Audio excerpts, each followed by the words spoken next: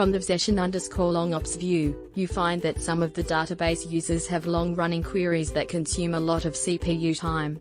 This causes performance problems for other users in the database, who have much shorter queries. You would like to make sure that the users with large queries do not use all the CPU time, but you still do not want to terminate them with an error message. Which method would you follow to achieve this? Option A. Set the CPU time for calling the user's profile. Option B. Set the CPU time per session in the user's profiles. Option C. Set the timed_statistics parameter to true in the parameter file. Option D. Set the CPU levels for the user's group using Resource Manager. The correct answer is option D. You lost the index table space in your database. You decided to recreate the index table space and the indexes in the table space. What methods can you use to recreate the indexes? Choose all that apply. Option A.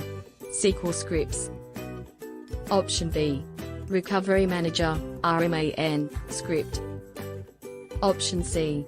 Data pump. Option D. SQL loader.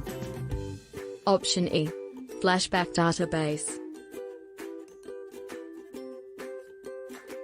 The correct answer is option A, C.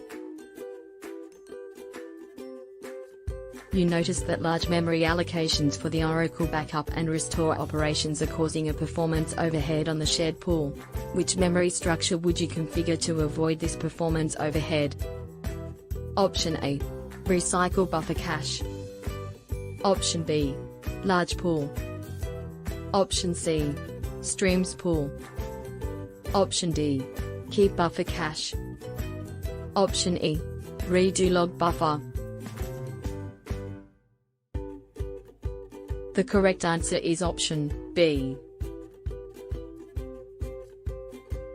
In your automatic storage management (ASM) instance, one of the non-empty disk groups group is no longer required and you want this disk group to be removed.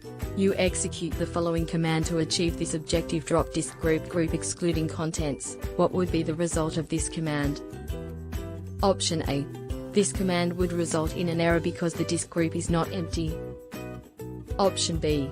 The command would distribute the contents of the specified disk group among all other disk groups and then drop the specified disk group. Option C.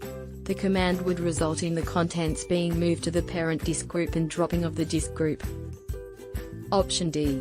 The command would result in the disk group being marked as invalid because it cannot be dropped. Option E.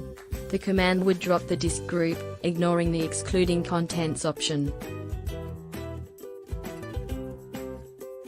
The correct answer is option A.